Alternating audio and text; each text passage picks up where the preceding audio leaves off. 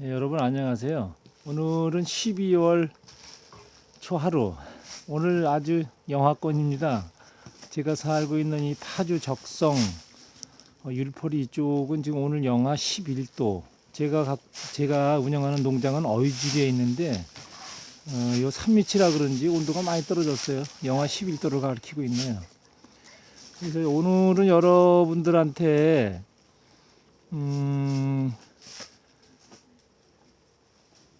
부엽토에 대한 말씀을 좀 드릴게요. 당신이 말하는 거 지금 뭐 과학적인 근거를 대라 그러면은 그거는 제가 할 말은 없습니다. 그렇지만 제가 30년을 넘게 자연농업이다 유기농업이다 하면서 그 경험을 바탕으로다가 말씀을 드리는 거니까요. 그렇게 참고하시고 내년도 농업에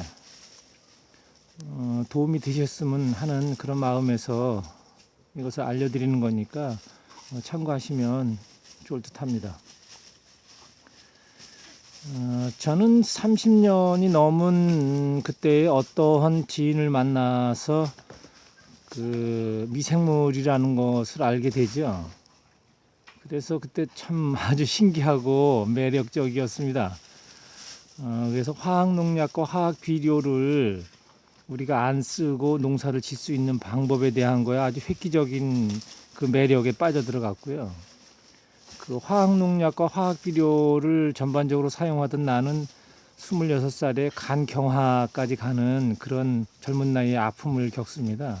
그리고 그것이 왜 내가 이런 아픔이 있었나를 반성을 한 계기에서 화학농약, 화학비료가 이렇게 그 많은 그 건강을 해치는구나, 땅도 황폐화 시키는구나, 그 시절에 공부를 저는 했어요. 그런데 뭐 이 수학, 모양, 맛, 뭐 여러 가지로다가 화학 농약, 화학 비료를 따라갈 수가 없잖아요. 그리고 편리성이 있고요. 그런데도 불구하고 이제 그 모순이 생겨난다는 거죠. 그 모순은 그 땅의 황폐화서부터 최고는 그 우리 인간의 건강 문제가 많이 대두가 지금 되고 있잖아요. 그래서 저는 그래도 이 길을 이렇게 온 게 참 다행스럽다 이런 그 생각을 합니다. 이거 뭐 처음부터 제 녹두리를 좀 하고 있네요. 하여튼 이제 부엽토에 대한 거를 어떻게 처음에 활용을 했냐. 산에 그 중턱에요 고두밥을 해서 가지고 올라가서 삼나무 통이나 그 양파망 이런 걸로다가 해서 그 중턱에다가 부엽토를 파고 묻고 내려와서 15일 후에 올라가서 그 미생물이 붙어 있는 그 균사체를 갖고 와서 그거를 증식을 시켜서 썼죠. 근데 그게 아주 획기적이고 아주 그 참 대단하다라고 생각을 하고 했는데 해보니까 몇 년 지나니까 그게 말을 안 들어요. 그래서 이것이 그럼 왜 그런가? 그랬더니 이제 그 저희들이 그 자연농업이라는 그 타이틀을 갖고 움직였어요. 30년 전에. 근데 그 타이틀을 잠깐 설명드리면 공식적으로다가 그 유기농업이라는 문구가 있었죠. 그런데 우리 단체에서 그러면 우리는 유기농업이 아닌 우리가 순수하게 자재도 만들어 쓰고 이렇게 미생물도 채취하고 쓰는데 이거를 다른 농업을 한번 이름을 바꿔보자. 그래서 그런 단체에서 하나 이름을 만드는데 여러 가지가 많이 나왔죠. 뭐 두레농업이다. 그 환경농업이다 해서 했는데 결국은 자연농업이 저희들한테 전부 다 박수갈채로다가 그러면 이 문구로다가 우리 단체는 쓰자 해서 이게 그 등록이 됐어요. 특허청에. 그래서 이제 그거를 이제 어느 분이 등록을 해서 지금까지도 이제 쓰고 있는 그런 상태입니다. 그래서 자연농업이라는 거는 개인적인 그런 개인적으로 다 등록이 되어 있는 그런 거예요. 근데 아무튼 하여튼 자연농업 단체 회원들이 전국에 굉장히 많았죠. 그래서 그 모임을 1년에 몇 번씩 했어요. 무농약 토론회다 해서 이제 많은 농민들이 모이고 했는데 거기서 기발한 아이디어가 나옵니다. 어떤 아이디어냐면 고두밥을 해서 산에서 우리가 쌀에 들어있는 쌀을 가지고 와서 우리가 미생물 채취하니까 쌀을 좋아하는 미생물만 달라붙더라. 그래? 그래, 맞아. 다 박수가 치러보고. 그러면 어떡하지? 방법은 뭐냐? 우리가 오이 농사를 많이 짓는다. 그럼 오이를 갖고 가자. 오이순도 따고, 오이를 따서, 못생긴 걸 따서, 그걸 갖다 묻어서 그거를 그 원종을 채취해 오자, 산에서.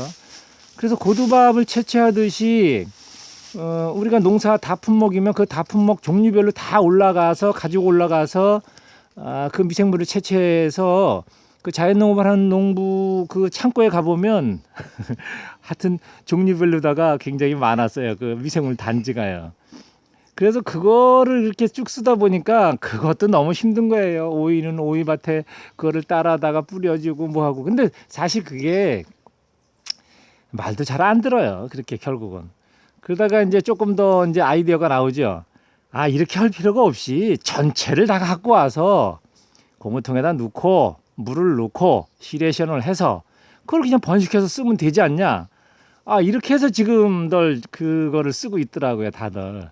근데 이제 저는 그거를 이제 30년, 20년 전에 다 해봤던 거고요. 해보니까 지금 그런 것을 쓰고 있는 분들한테 한번 여쭤볼게요. 도움이 되나요? 물론 도움이 될 수가 있어요. 화학 농약, 화학 비료를 아주 많이 쓴 그런 농가에서는 그거 한번 뿌리면 굉장히 획기적인 그 반응이 나타나요. 그렇지만 2번, 3번 연속 뿌리면 별 그 효능이 없죠. 효과를 못 본다는 거예요. 우리 그 농민은 뭔가 작물을 심어서 수확하는 재미가 있어야 되잖아요.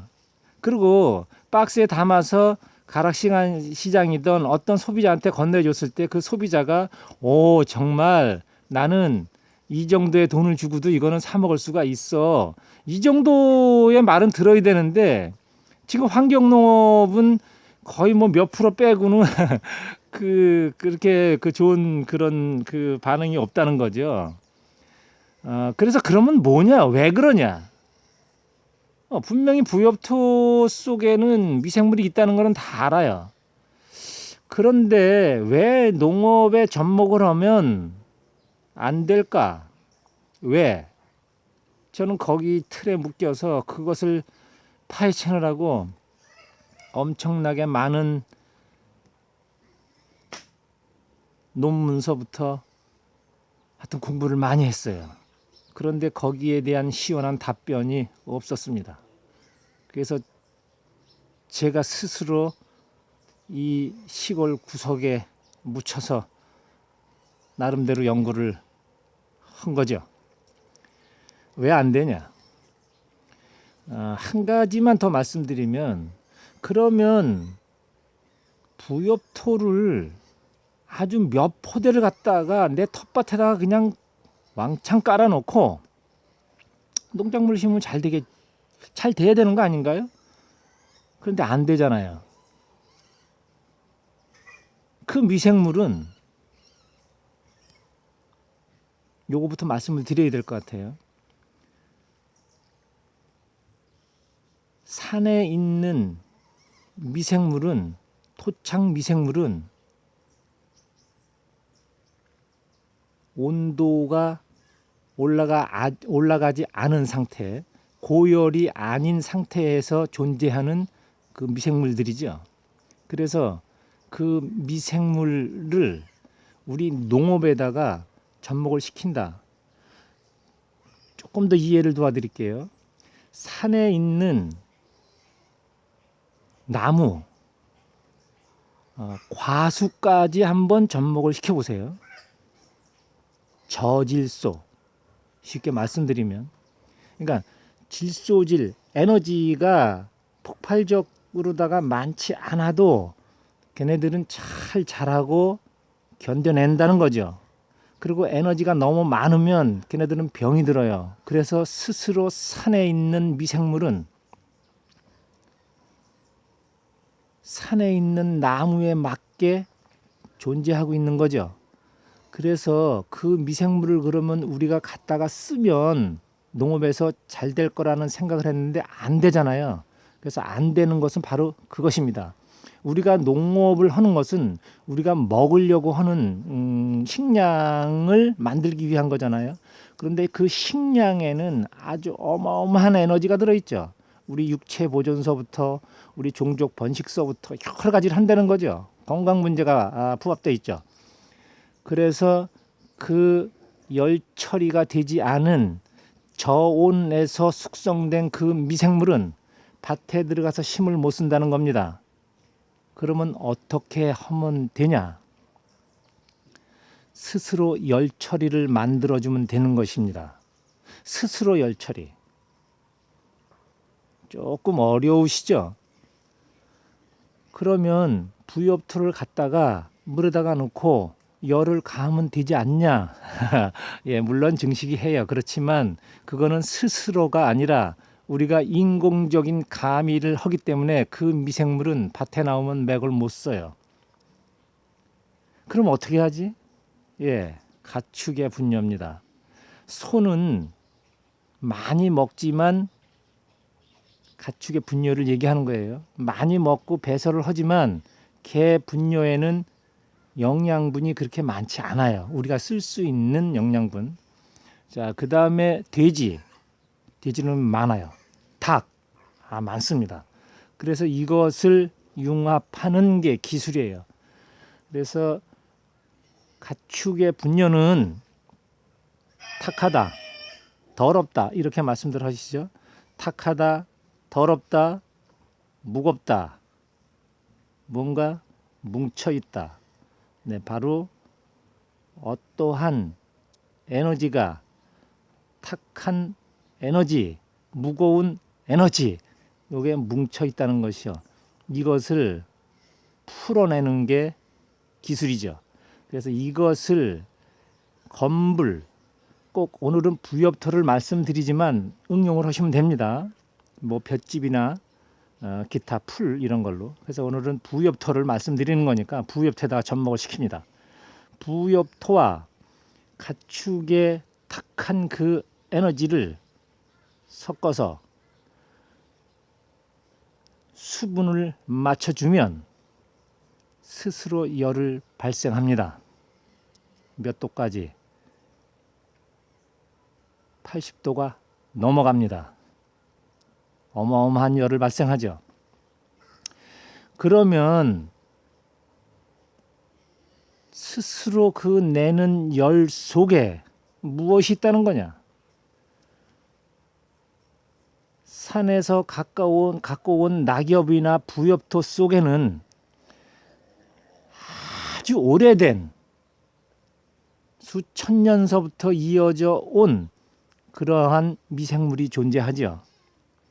그런데 나이 먹은 미생물은 그대로 활용을 하게 되면 우리가 요구하는 그 에너지를 얻을 수가 없어요. 그래서 그 애들을 깨우는 거죠. 다른 에너지로 바꾸는 겁니다. 그래서 토착 미생물 속에는 아주 많은 다양한 미생물이 있는데 그 미생물을 가축의 탁한 에너지와 함유시켜서 열 처리를 스스로 하게 만들어주는 거죠. 자, 그러면 열 처리에서 30도가 올라왔다.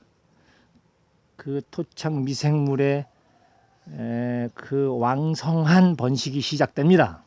그래서 40도, 50도로 올라간다. 그러면 스스로 자멸을 하고 그 온도에 맞는 미생물이 다시 등장을 합니다. 자, 그 다음에 다시 또 온도가 올라간다. 70도, 80도에 올라간다 하면 이 미생물들은 스스로 자멸을 하고 다른 그 온도에 맞는 미생물이 등장을 합니다.